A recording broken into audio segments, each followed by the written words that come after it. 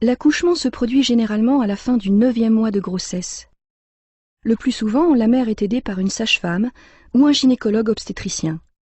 Le fœtus baigne dans le liquide amniotique.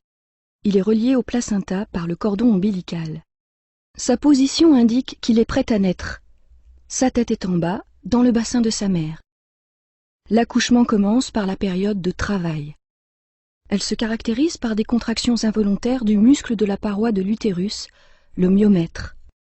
Au début, les contractions se produisent toutes les 10 minutes environ.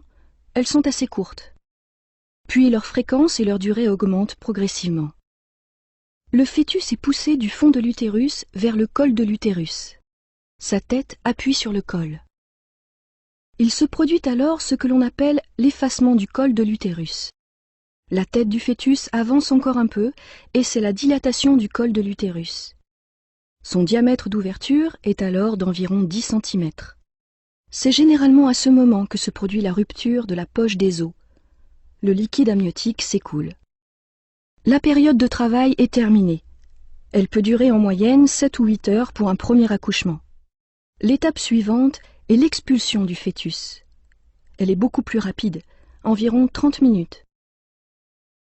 Les contractions ont lieu maintenant toutes les 2 minutes.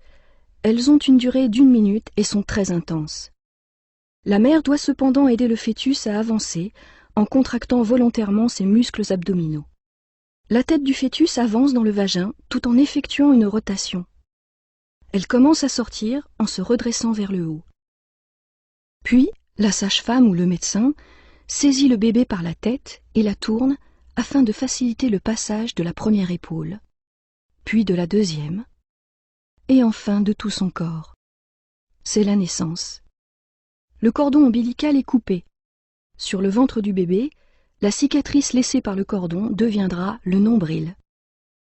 L'accouchement n'est pas encore tout à fait terminé pour la mère.